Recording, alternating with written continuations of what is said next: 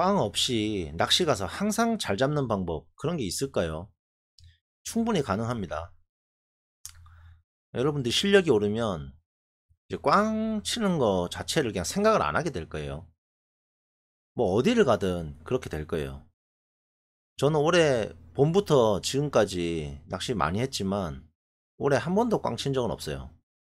조과의 차이는 있거든요. 뭐 작게 잡을 때도 있고 많이 잡을 때도 있고 그렇지만 고기를 아예 못 잡거나 뭐 꽝 친 적은 한 번도 없습니다.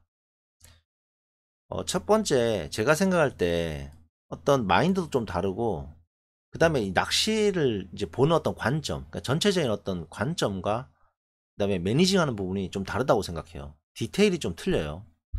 그 부분에 대해서 한번 설명을 해볼게요. 첫 번째는 이제 믿음에 대한 부분이고 두 번째는 탐색입니다. 이게 루어를 운영하는 법이죠.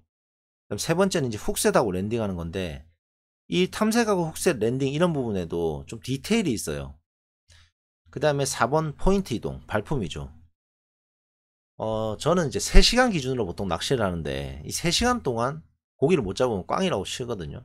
근데 3시간 기준으로 해서 어떠한 포인트를 가도 그러니까 처음 가보는 그런 포인트에 보통 많이 가는데 어디를 가도 항상 고기를 잡거든요. 제가 최근에 낚시 갔던 거 기준으로 한번 예를 들어 설명을 해볼게요. 이제 10월 말에 그러니까 지난주죠. 지난주에 갔을 때 3시간 낚시를 했어요. 이제 중날물부터 이제 간조까지 낚시한 거죠. 3시간 낚시해서 이제 8번의 총 입질을 받았고 광어 7마리, 우럭 1마리, 한 마리도 안 놓치고 다 끄집 올렸죠. 만약에 낚시를 좀 체력이 좀 제가 뒷받침이 돼서 낚시를 좀 더 했으면 아마 광어 10마리 이상도 잡았을 거예요. 아마 하루에. 예, 상당히 좋은 조가죠, 이 정도면. 제 친구들은 이날 같이 갔었는데 조과가 그렇게 좋지 않았어요. 그래서 그 친구 중에 한 명이 저한테 이렇게 얘기를 하더라고요, 그날. 아니, 너는 어째, 그 친구랑 이제 뭐 계속해서 낚시를 오래 했기 때문에 이제 저를 계속 봐왔으니까 이제 그날 이렇게 얘기하더라고요. 너는 어떻게 된 게, 뭐, 낚시 갈 때마다 항상 그렇게 고기를 잘 잡냐. 꽝을 안 치고 항상 잘 잡냐. 그 친구랑 가서 꽝 친 적 당연히 없겠죠. 한 번도 없었거든요. 그렇게 얘기를 하더라고요. 그래서 제가 이 영상을 찍게 된 계기가 된 거예요. 그리고 그 전에 갔을 때, 역시 10월 말인데, 한 4일인가 전에 갔었거든요. 삼치를 3마리 잡았습니다. 근데 조과가 좋지는 않았어요, 이날은. 이 학꽁치가 베이트피쉬로 있었던 것 같은데, 베이트피쉬는 굉장히 많고, 이 포식자들이 수가 너무 적어서 그런지, 그리고 날씨도 그날 흐리고 굉장히 안 좋았거든요. 그래서 이 삼치가 되게 그러니까 의외의 곳에서 잡혔어요. 잡혔고, 뭐 조과도 뭐 좋지는 않았죠. 하지만 어쨌든 꽝은 안 친다. 잡긴 잡았다. 이날 다른 친구들 다 꽝 쳤어요, 참고로. 그 정도로 좋지 않은 날이었어요. 자, 그리고 이거는 10월 중순에 친구들하고 또 섬에 가서, 이거는 섬에 갔었어요. 섬으로 가서 이제 잡았는 건데, 이 광어가 두 번째 캐스팅만에 잡은 거거든요. 근데 이 광어가 이 올해 잡은 광어 중에 가장 컸습니다. 이게 60cm짜리예요, 이 광어가. 네. 앞으로 쭉 내밀고 사진을 찍긴 했지만 광어가 상당히 큰 놈이었어요. 그리고 쭈꾸미도 많이 잡았어요, 이날. 네. 광어 잡다가 다른 것도 친구들하고 같이 먹으려고 일부러 쭈꾸미 채비로 변경해서 쭈꾸미도 많이 잡았습니다. 그리고 이 1박 2일로 가가지고 다음 날도 이렇게 또 포인트를 이제 바로 선착장 앞에서 했는데 갑오징어도 많이 잡았어요. 이렇게 낚시를 어쨌든 갈 때마다 뭘 잡든 간에 항상 그 상황에 맞게 많이 잡는다. 그러니까 잘 잡는다. 꽝 없이. 자, 이 방법에 대해서 이제 설명을 해볼게요. 첫 번째는 이제 믿음이에요, 믿음. 이 믿음이 중요하다고 저는 생각을 해요. 믿음이 뭐냐면은, 이렇게 생각을 해요. 그, 낚시를 어디를 가도 있죠. 그러니까 바다 어디를 가도 항상 바다에는 고기가 있다는 그런 믿음이 있어요, 저는. 제가 가까이 갈 때도 있고 아주 멀리 갈 때도 있고 막 그냥 다양하거든요. 그리고 항상 새로운 곳을 보통 가요. 왜냐면 갔던 곳은 지겨우니까 항상 새로운 곳을 많이 가는 편인데도 늘 항상 고기를 만나거든요. 뭐 성문 방조제 이렇게 가까운 데 가더라도 고기를 보고 그다음에 섬 같은 데 가도 항상 고기를 본단 말이죠. 바다에는 그러니까 항상 고기가 있다고 저는 생각을 해요. 그리고 실제로 낚시하다 보면 내 루어에는 반응 안 하지만 그 눈으로 고기를 확인하는 경우가 많거든요. 그래서 그렇기 때문에 고기가 있지만 우리가 못 잡을 뿐 고기는 항상 있다라고 저는 믿음을 가지고 있어요. 근데 이 믿음이 왜 중요하냐? 3시간 동안 낚시를 할 때 이 3시간 동안 집중해서 있죠. 계속해서 루어를 내가 어떤 믿음을 가지고 운영하는 게 전 중요하다고 생각하거든요. 그렇기 때문에 믿음이 중요하다, 기본적으로. 그리고 항상 고기가 있다는 걸 알기 때문에 저는 이 가방 안에 굉장히 다양한 채비를 갖고 다닙니다. 굉장히 다양한 채비. 자, 대충 한번 설명해 볼게요. 지그헤드 있죠, 지그헤드. 4분의 1온스, 2분의 1온스 이런 거. 이건 항상 챙겨 다니고. 그리고 미노, 바이브, 메탈, 스푼 이렇게 하드베이트도 종류별로 다 가지고 다니고요.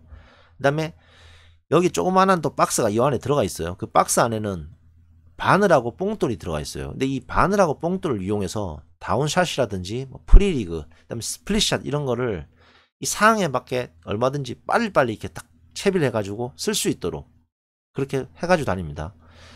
그리고 애기도 가끔 추가해서 들고 다니는 경우가 있어요. 애기는 여기 보면 이렇게 애기 그 박스라고 해야 되나? 뭐 이렇게 걸 수 있는 게 있어요. 그걸 하나 여기 딱 채우면은 여기 딱 걸리거든요. 그래서 애기도 들고 다닙니다. 그렇게 해서 이 가방 안에 이게 다 들어가요. 이렇게 다양한 채비를 들고 다니는 이유는 바다에 항상 고기가 있고 그 고기를 어종에 맞게 또는 이 포인트 여건에 맞게 채비를 잘 운용하기 위해서 이렇게 다양하게 들고 다니는 거예요. 자, 그 다음에 두 번째 탐색에 대해서 한번 얘기해 볼게요.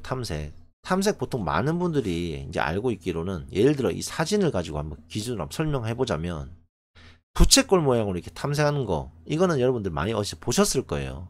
예, 저도 이렇게 합니다.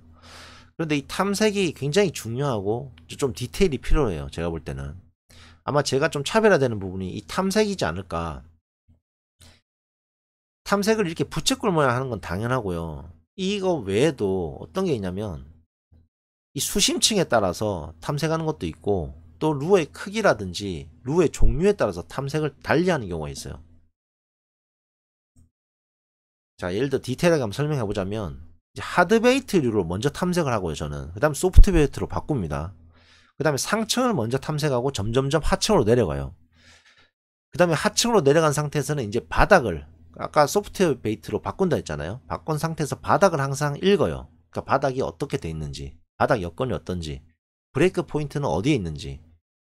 그런 식으로 왜 그렇게 읽냐면은 여기에 살만한 어종이 대체 어떤 게 있을까 미리 추측하기 위해서 그렇게 바닥을 읽거든요.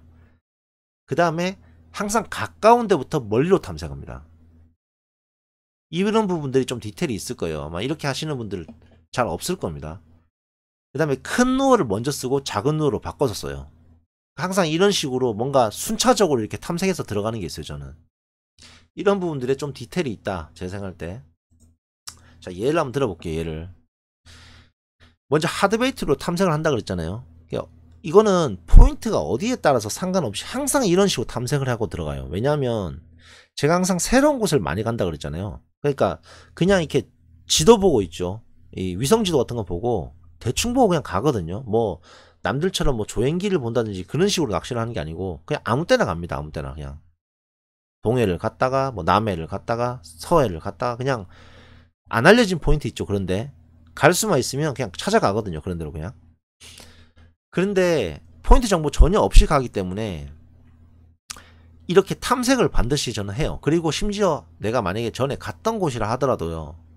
그 여건이 항상 틀립니다. 그러니까 전에는 예를 들어 잘 잡았어. 잘 잡혔어. 근데 다음날 가면 전혀 안 잡히는 경우도 있거든요. 그렇기 때문에 이 탐색은 항상 똑같이 해줘요. 예를 들어 하드베이트를 먼저 탐색을 한다 했잖아요. 하드베이트를 이렇게 던져요. 저 같은 경우는 예를 들어 미노 이번에 갔을 때 자 이번에 여기 갔을 때 미노 먼저 던집니다.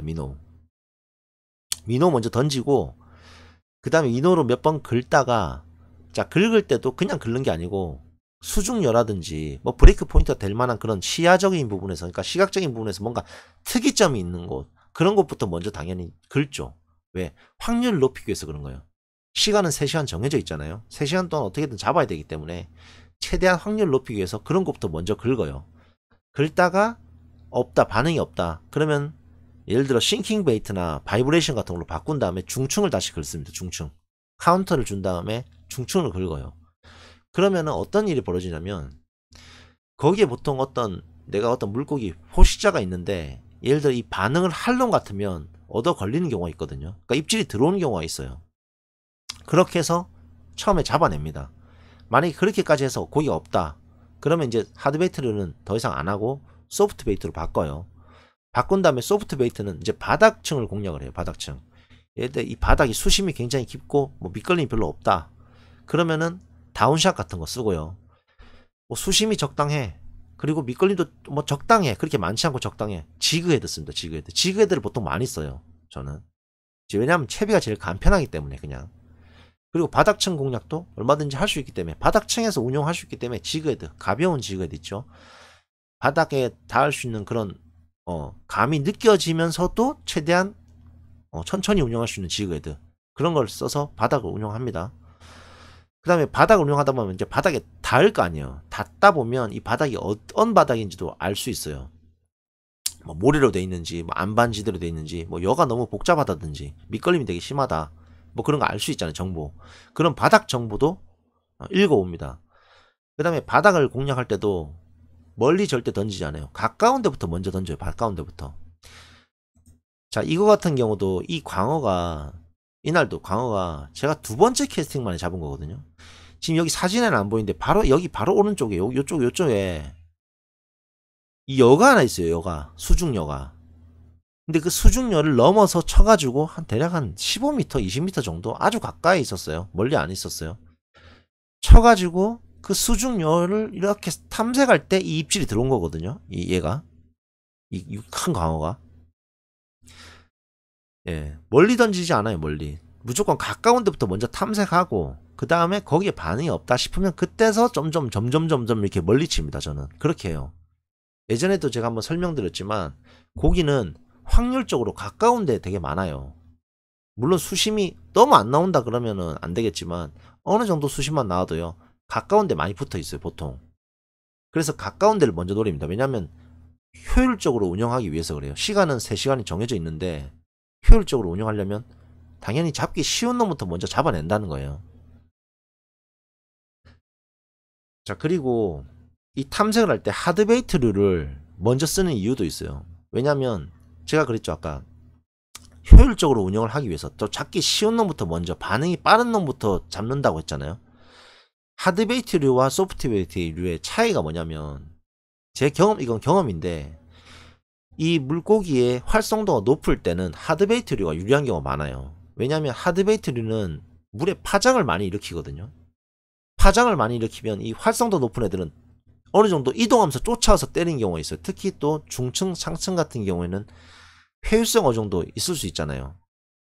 이동 속도가 빠른 애들. 그런 애들은 뭐 삼치라든지 농어, 부실 이런 애들 쫓아와서 때리는 경우가 있기 때문에 하드베이트류로 파장이 큰 물고기의 어떤 점선을 이용한 이동해서 때리는 그 물고기의 습성을 이용해서 하드베이트를 먼저 쓴다는 거예요. 그 다음에 천천히 공략하기 위해서 소프트베이트로 락핏이 있죠. 정착성 어종. 그쪽을 노린다는 겁니다. 그러니까 결과적으로 다 노리는 거예요. 저는. 그렇기 때문에 꽝칠 확률이 훨씬 줄어드는 거죠. 다른 사람에 비해서.